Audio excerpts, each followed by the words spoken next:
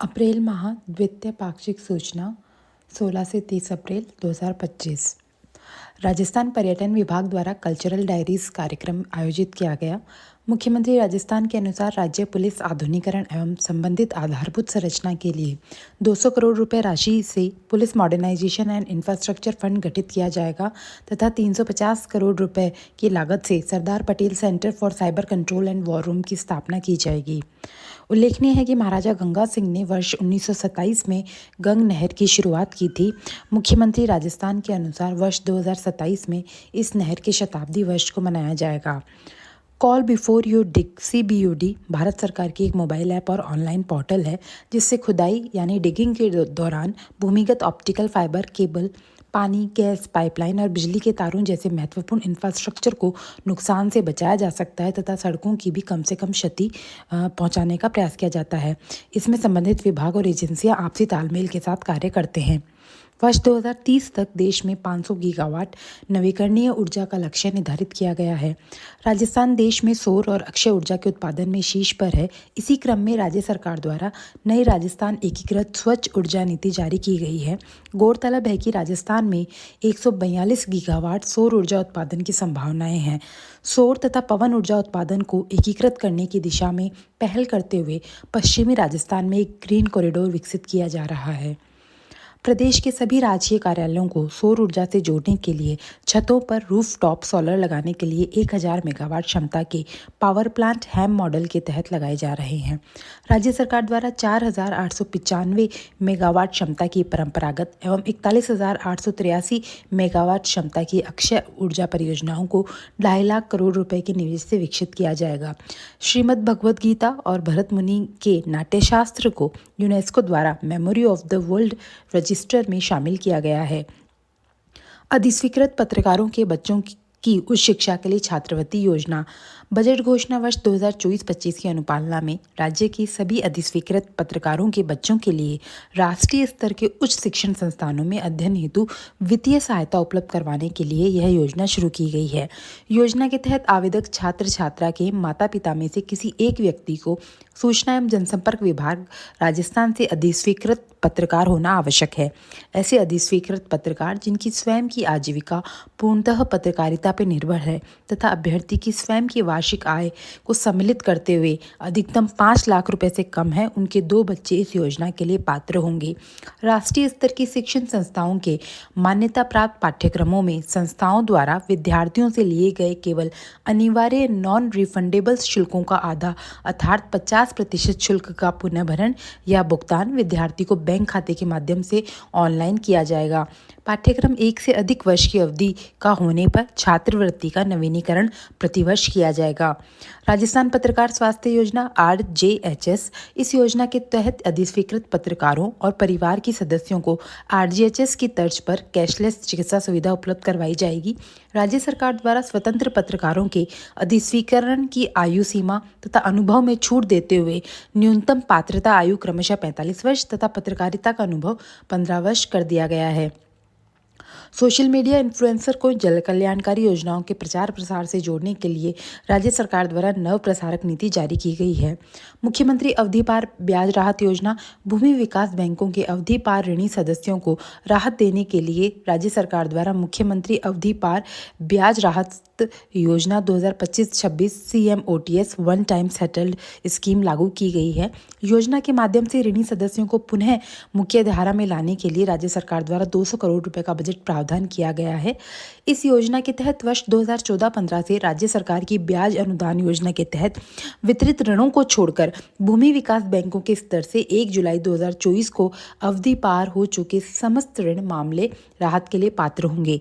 अवधि पार मूलधन और बीमा प्रीमियम की संपूर्ण राशि ऋणी द्वारा जमा कराए जाने पर राज्य सरकार द्वारा अवधि पार ब्याज और दंडनीय ब्याज में 100% राहत दी जाएगी।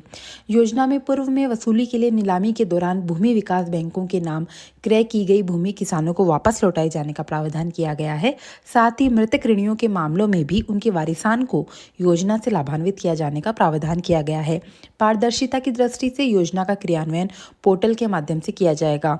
योजना का लाभ प्राप्त करने वाले ऋणी सदस्यों को कृषि एवं अकृषि गतिविधियों के लिए राज्य सरकार की 5% ब्याज अनुदान योजना में नवीन ऋण दिया जाके लाभान्वित किया जा सकेगा, जिससे उनका आर्थिक उन्नयन हो सकेगा। संयुक्त राज्य अमेरिका के उपराष्ट्रपति श्री जेम्स डेविड वेंस द्वारा सपरिवार 21 से 24 अप्रैल जयपुर यात्रा की गई। यमुना जल समझौता। उल्लेखनीय है कि राजस्थान, उत्तर प्रदेश, हरियाणा, हिमाचल प्रदेश एवं नई दिल्ली के बीच हुए यमुना जल समझौते के तहत ताजेवाला हेड अर्थात हथिनीकुंड बैराज पर मानसून अवधि जुलाई से अक्टूबर में 1917 क्यूसेक यानी वार्षिक 577 MCM जल राजस्थान को आवंटित किया गया था। लेकिन आवंटित जल को राजस्थान लाने के लिए पिछले 30 वर्षों से गतिरोध बना हुआ था। वर्तमान राज्य सरकार के प्रयासों तथा केंद्रीय जल आयोग के हस्तक्षेप के फलस्वरूप यह गतिरोध अब दूर हो गया है। इसी क्रम में 17 फरवरी 2024 को राजस्थान और हरियाणा के मुख्यमंत्रियों एवं केंद्रीय जल शक्ति मंत्री की उपस्थिति में समझौता हुआ है। इस समझौते के तहत प्रथम चरण में ताजेवाला हेड यानी हथिनीकुंड बैराज से पेयजल के लिए जल को राजस्थान लाने के लिए प्रवाह प्रणाली की संयुक्त रूप से DPR बनाने पर सहमति बनी है। इसी समझौते की क्रियान्विति की दिशा में DPR तैयार करने के लिए राजस्थान एवं हरियाणा सरकार द्वारा टास्क फोर्स का गठन किया गया है। संयुक्त DPR बनाने के संबंध में राजस्थान एवं हरियाणा के मध्य 26 मार्च 2025 को चंडीगढ़ में बैठक आयोजित हुई है। इसके पश्चात हरियाणा और राजस्थान की टास्क फोर्स की प्रथम संयुक्त बैठक गत 7 अप्रैल को यमुनानगर, हरियाणा में आयोजित हुई, जिसमें अलाइनमेंट के क्रम में वास्तविक धरातलीय परीक्षण किए जाने पर प्राथमिक चर्चा हुई। योजना के तहत 3 भूमिगत पाइपलाइनों के माध्यम से हथिनीकुंड बैराज से चूरू जिले में हांसियावास जलाशय तक जल लाया जाना प्रस्तावित है। ऊपरी यमुना बेसिन हथिनीकुंड बैराज के अपस्ट्रीम में रेणुकाजी और लखवार स्टोरेज परियोजनाओं का MOU हो चुका है, जिसके अनुरूप राजस्थान द्वारा हिस्सा राशि 77 करोड़ 90 लाख रुपए का भुगतान हिमाचल प्रदेश एवं उत्तराखंड को किया जा चुका है। किशायू का MOU होना शेष है। इन परियोजनाओं के पूर्ण होने के बाद हथिनीकुंड बैराज पर राजस्थान के हिस्से का 201 MCM जल मानसून पश्चात वर्ष पर्यंत इन पाइपलाइनों से राजस्थान को उपलब्ध हो सकेगा। मुख्यमंत्री राजस्थान के अनुसार राज्य सरकार यमुना जल को शेखावटी अंचल में लाने हेतु योजना की प्रभावी मॉनिटरिंग एवं त्वरित क्रियान्वयन सुनिश्चित करने के लिए गंभीर है। इसी क्रम में जल संसाधन विभाग द्वारा अलग से अतिरिक्त मुख्य अभियंता यमुना जल का नवीन पद सृजित किया गया है। इस परियोजना की अनुमानित लागत लगभग 19,000 करोड़ रुपए होगी। लोक सेवक दिवस 21 अप्रैल को मनाया जाता है। राष्ट्रीय पोषण पखवाड़ा 2025 पूरे देश में 8 से 22 अप्रैल 2025 तक मनाया गया, जिसमें राजस्थान पूरे देश में प्रथम स्थान पर रहा है। भरतपुर जिले के खानवा स्थित ऐतिहासिक युद्ध स्मारक स्थल पर राजस्थान धरोहर प्राधिकरण संरक्षण की ओर से पहली बार महाराणा सांगा एवं बाबर के मध्य हुए युद्ध में शहीद हुए राजा महाराजाओं के वंशजों का सम्मान समारोह आयोजित किया गया है। राज्य की तीनों विद्युत वितरण कंपनियों, विद्युत प्रसारण निगम तथा विद्युत उत्पादन निगम में कार्यरत सभी कार्मिकों को बीमा उपलब्ध करवाने के लिए भारतीय स्टेट बैंक के साथ MOU का आदान प्रदान किया गया है। इसके तहत कार्मिकों की व्यक्तिगत दुर्घटना में मृत्यु होने या अस्थायी निःशक्तता की स्थिति में 1 करोड़ रुपए का व्यक्तिगत दुर्घटना बीमा उपलब्ध होगा। आंशिक रूप से अशक्तता की स्थिति में 80 लाख रुपए का व्यक्तिगत दुर्घटना बीमा कवर दिया जाएगा। 10 लाख रुपए के सामूहिक सावधि जीवन बीमा के साथ ही अन्य आर्थिक सहायता दी जाएगी।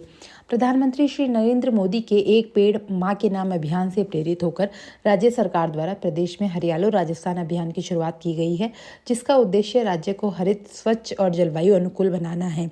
इस अभियान के तहत इस वित्तीय वर्ष में 10 करोड़ पौधे लगाने का लक्ष्य रखा गया है तथा हरियालो राजस्थान मोबाइल एप्लीकेशन के माध्यम से लगाए गए प्रत्येक पौधे की जियो टैगिंग की जाएगी। राजस्थान सरकार द्वारा पंच गौरव कार्यक्रम के तहत एक जिला एक उत्पाद नीति 2024 ODOP 1 डिस्ट्रिक्ट 1 प्रोडक्ट को औपचारिक रूप से लागू कर दिया गया है, जो 31 मार्च 2029 तक यह नीति प्रभावी रहेगी। इस नीति के तहत चित्तौड़गढ़ जिले को मार्बल और ग्रेनाइट उत्पाद के लिए चयनित किया है। ज्ञातव्य है कि एक जिला एक उत्पाद नीति के तहत लाभ केवल उन्हीं इकाइयों को मिलेगा जो SSO पोर्टल पर उपलब्ध एप्लीकेशन के माध्यम से पंजीकरण कराएंगी। योजना के तहत मार्जिन मनी अनुदान, मार्केटिंग सहायता, मानक प्रमाणन, टेक्नोलॉजी अनुदान, सॉफ्टवेयर सहायता और ब्रांडिंग जैसी सुविधाएं दी जाएंगी। संयुक्त राष्ट्र संघ ने वर्ष 2030 तक पूरे विश्व को बाल विवाह से मुक्त कराने का लक्ष्य रखा है। ध्यान रहे कि पूरी दुनिया के 45% बाल विवाह साउथ एशिया में होते हैं। पंचायत मॉडल फल वाटिका के तहत राज्य की समस्त ग्राम पंचायतों में 1,000 पौधों की मॉडल पंचायत फल वाटिका विकसित की जा रही है, जिसमें पंचगौरव के तहत जिला विशेष फलों के पौधे लगाए जाएंगे ताकि ग्राम पंचायतों की आय में वृद्धि हो सके। इसी तरह प्रत्येक ग्राम पंचायत स्तर पर खेल संकुल तैयार किए जा रहे हैं, जिसमें सभी प्रकार के खेलों का समावेश किया जाएगा। प्रदेश में राज्य सरकार द्वारा शुरू किए गए कर्मभूमि से मातृभूमि अभियान के तहत राज्य में लगभग 45,000 जल संरक्षण संरचनाओं का निर्माण किया जाएगा। यह अभियान वर्षा जल को सहेजते हुए भूजल स्तर को बढ़ाने में सहायक होगा। राज्य सरकार के वित्त विभाग द्वारा स्थापित public financial management and training institute PFMTI और the centre for investment education and learning private limited CIEL के बीच वित्तीय साक्षरता को बढ़ावा देने हेतु एक MOU हस्ताक्षरित हुआ है। इस समझौते के तहत PFMTI प्रशिक्षण के लिए अधिकारियों और कर्मचारियों को नामित करेगा तथा विभिन्न केंद्रों में प्रशिक्षण केंद्र में कार्यक्रम आयोजित किए जाएंगे। वर्चुअल प्रशिक्षण कार्यक्रमों के लिए CIEL के डिजिटल प्लेटफॉर्म का उपयोग किया जाएगा। CIEL राज्य की आवश्यकताओं के अनुरूप वित्तीय साक्षरता कार्यक्रम विकसित करेगा तथा इन्हें सेबी के मौजूदा विनियमों और AMFI दिशा निर्देशों के अनुसार संचालित किया जाएगा। यह पहल राज्य सरकार द्वारा वित्तीय प्रशासन में पारदर्शिता, दक्षता और व्यापक वित्तीय जागरूकता को बढ़ावा देने की दिशा में उठाया गया एक महत्वपूर्ण पहल है, जो राजस्थान के आर्थिक प्रबंधन तंत्र को और अधिक मजबूत बनाने में सहायक सिद्ध होगा। देखिए, PFMTI public finance management and training institute सार्वजनिक वित्तीय प्रबंधन और प्रशिक्षण संस्थान राजस्थान सरकार द्वारा स्थापित एक संस्थान है, जिसका उद्देश्य सरकारी अधिकारियों और हितधारकों को सार्वजनिक वित्त, पब्लिक फाइनेंस से संबंधित प्रशिक्षण देना, उनके ज्ञान और कौशल को बढ़ावा देना है ताकि वे बेहतर सेवाएं दे सकें। वहीं CIEL centre for education and learning private limited Bharat सरकार की BFSI इंडस्ट्री अर्थात बैंकिंग, वित्तीय सेवाएं और बीमा के लिए एक स्किलिंग और ट्रेनिंग कंपनी है, जो बैंकों, म्यूचुअल फंड और वित्तीय सलाहकारों के कर्मचारियों के लिए wealth management, capital market, NISM certification और वित्तीय साक्षरता पर कॉर्पोरेट लर्निंग सॉल्यूशन देती है ताकि उन्हें वित्तीय उत्पादों को समझने और सही निर्णय लेने में मदद मिल सके। मुख्यमंत्री सद्भावना केंद्र राज्य सरकार द्वारा जरूरतमंद लोगों की मदद करने तथा पुनः उपयोग के लिए शुरू की गई यह एक पहल है।